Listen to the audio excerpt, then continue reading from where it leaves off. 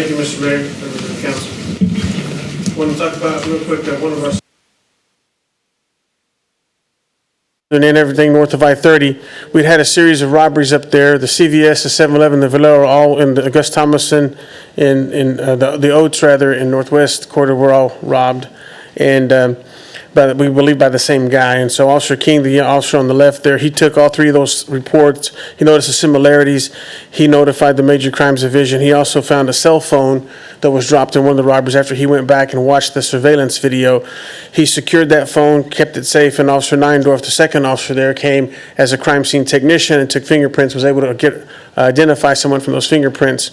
Officer Chasney, Investigator Chasney at the very end is the one who investigated those cases. He was able to put the pieces together based on the cell phone, the fingerprint, and identify the suspect. And then Investigator Chance, he's our liaison to the U.S. Marshals Task Force. They were able to take him into custody, and Investigator Chasney was able to get a confession for all three of those robberies. So it was a good bit of teamwork. The intelligence-led policing, officers paying a little more attention rather than just showing up and taking a report. Officer King put a little more effort into it, and was able to help bring closure to those series of robberies. Let's see, I'm going to move quickly through here. And 3 this is another important one. I want to share this with you. We had a series of BMVs, burglary motor vehicles, number one reported crime in Mesquite. 20% of all reported crime are BMVs. So at the end of June, we started seeing an increase in BMVs around the Fitness Connection. Then we had the 29th there, we had 4 offenses in the Mesquite Golf Course.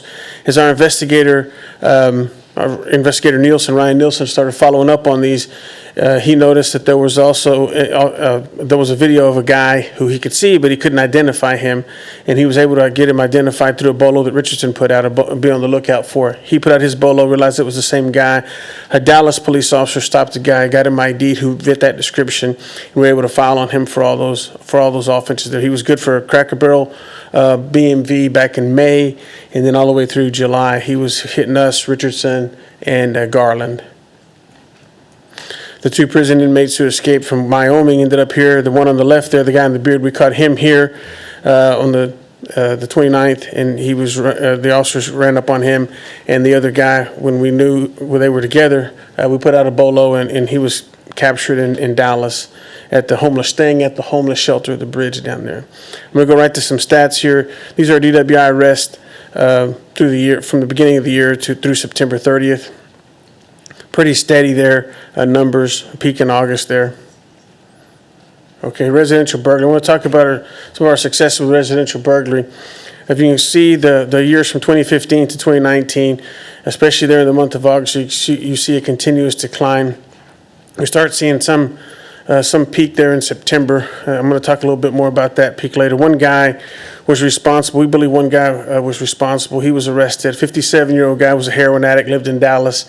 He was coming over here, and he was detained with some implements of a burglary and some property from a burglary that just occurred in the neighborhood. And he ended up clearing up 14 offenses in our city. It was a one-man crime wave. Again, BMV here, we just talked about those stats earlier from back in May and June. And so once that guy was taken into custody, you see we're pretty steady. And then actually September showed a continuous decrease from 2015 to now. Social media threats. I just want to say something about the social media threats. We get everybody gets upset and gets really, agitated about these things. And there's a lot of traffic on social media about them. I want everybody to know we take every single one of these seriously. If there's anything put out there, we follow up, we investigate. Both of these young ladies, one was a 13-year-old who went to Fraser, one was a 14-year-old who went to West Mesquite. They both were arrested and charged. We partnered with the school district to put out information to the children and to their parents, all the students, that there's nothing funny. Yeah, you see in the emojis on the thing on the right, crying and all this stuff. It's laughing so hard you're crying. There's nothing funny. The message we want to send is you will be arrested and charged with a crime if you make a threat about a school. End of story. Vehicle theft offenses, you can see they're pretty steady over time. I want to talk a little bit about robberies. You see here in May and June we had a dip, and then in July and August we had an increase, a significant increase over last year. One of the things that I think happened to this, I can't prove this, But in June, the 1st of July is where the DPS troopers started working in Dallas. They worked through July and August, all the way up to the first part of September.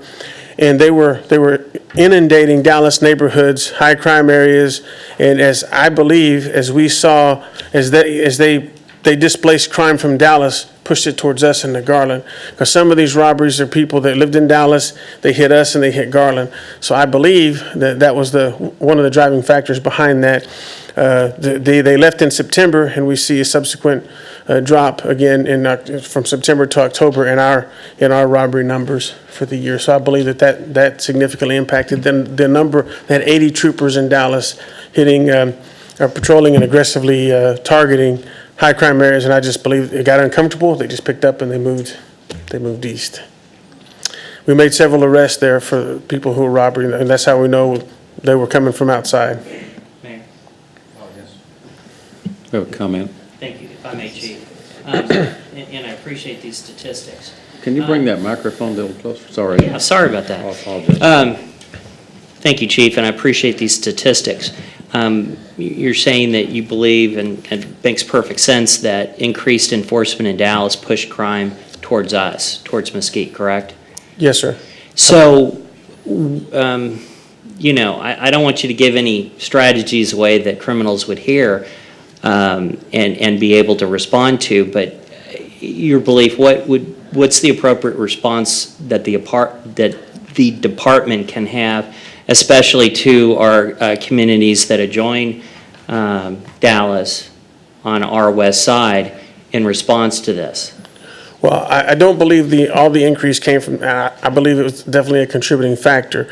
What we did then and what we will continue to do is whenever they have an increased push along the border, we will do the same. We will reciprocate by allocating our resources better along the border.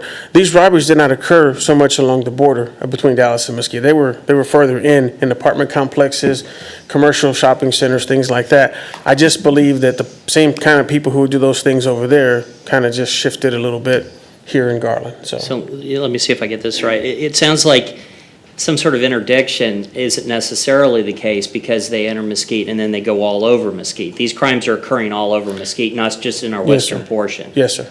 Yes, sir. Okay, thank you. Thank you. Commercial burglary, again, you see a steady decrease in September. In July, we had a slight increase, 5 offenses. So those numbers shows a 24% increase, but it's actually five actual offenses in July created that increase. But if you go all the way back to 2015, we've made significant strides across the board, going in August from 43 in August of 2015 to 17 in August of 2019.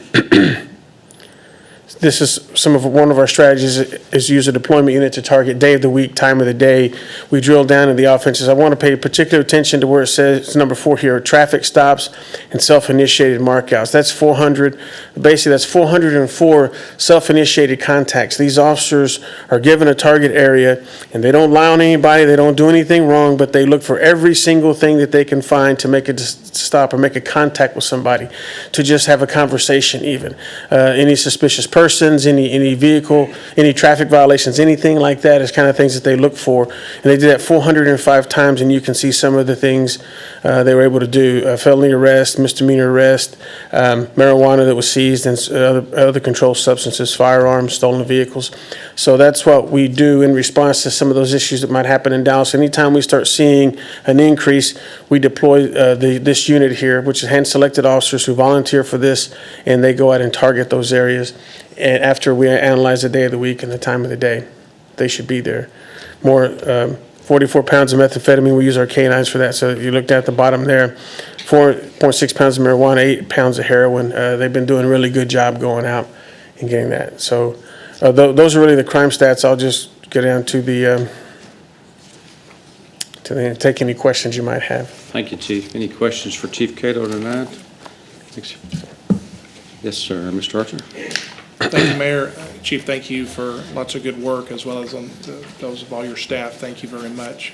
I get a lot of complaints and concerns voiced from merchants, employees, and residents up on the north end and the Gus Thomason corridor with homeless issues. And it always makes me nervous because, as we know, we've got some homeless residents who don't commit any crimes, and we don't want them to be assumed the worst of or targeted to think that they're criminals when they're not, because they're just trying to survive. And then some who may not be necessarily criminals, but they have some bad behavior issues. I've had some complaints about them using the restroom at the Walgreens and buying beer and going back and drinking the beer in the bathroom, and then just a lot of different issues like that, costing customers at some of the retail stores nearby with begging and things like that, and it gets a little bit kind of rough and verbal sometimes. So how's that going? How are we responding to that? I know it's complex, it's not easy, but just want to get your 2 cents on that, please. Yes, thank you. Yes, sir, Mr. Archer. One of the slides that I didn't cover there are 2 officers who identified an area that was experiencing some issues like this along the Highway 80 corridor and the M&S Food Mart there. What we've done, after talking to the patrol commander and my assistant chief over patrol and the captain over patrols, we've assigned 2 officers. One is who really has a heart for ministry and wants to reach out to some of the homeless, and then another officer to be with him, and they're going to start. We're on 3-week special assignment, and they're going to start responding to each of these areas and try to get a homeless count, a homeless census. So far, the first operation they encountered 25 people.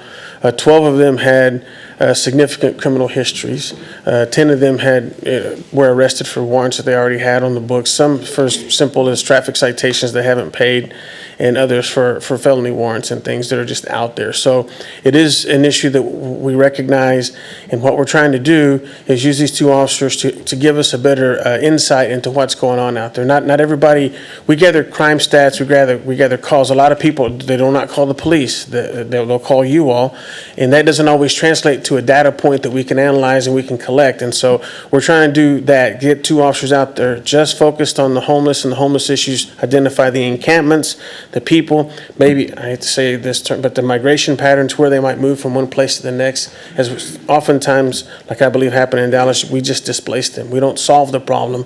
We clean up one area, they just move to another. So we want to try to get a better handle on that.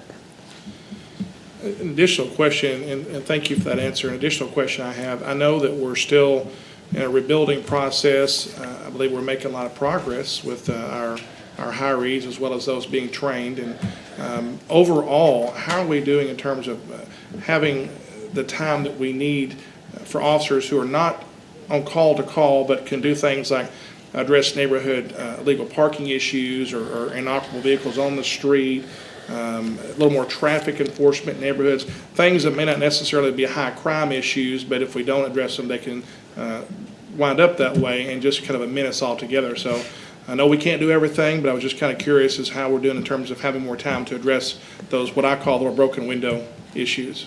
Yes, sir. I've set a goal really to have 40% of a patrol officer's time to be, I guess, discretionary time. And so right now we're consistently, depending on the day of the week and the shift, but about 25 to 30%. So we're moving towards that goal.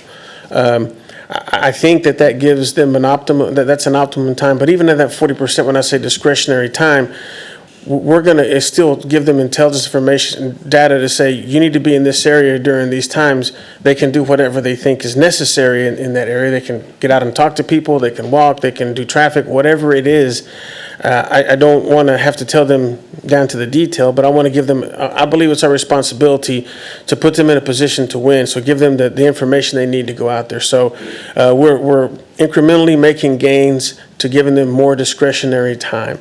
So when we started looking at this, we were about 15%, 18%. Now we're consistently above the 25 mark, even above 30% on some days, some shifts where they have about 30% of their time, control of 30% of their time or so. So we track each of that, and we get to that number by the number of calls they answer, the number of times they're on calls, the number they're assigned to incidents. So we take out of that time, we consider that discretionary time, the self-initiated things they do, their own traffic stops that they make, because they're initiating that. We're not giving them something to do. So, yes, sir, we're working towards that goal. Great. Well, thank you very much, and thank you for the good work of your men and women of your department. Thank you, Mayor. Thank you. Any other comments or questions for the chief? No, we do appreciate you coming in and giving us these good news things. Obviously, when you come in, you tell us about the bad things that have happened, but I tell you what, a lot of times, like you've done tonight, you've told us over and over again how our folks take care of crime in this city. And, I've always said any crime is bad crime, but in a city this size, some of it happens, and I'm just very proud of the officers and the job that your men and women of your force do, and I want to thank you for that. Well, thank you very much, Mayor and members of the council. I really appreciate the opportunity to brag on them. I had a lot of slides in there talking about the good work they do, but you know that they do good work, and I'm really proud to be their leader. I really am. Yes, sir. Thank you. Thank you very much.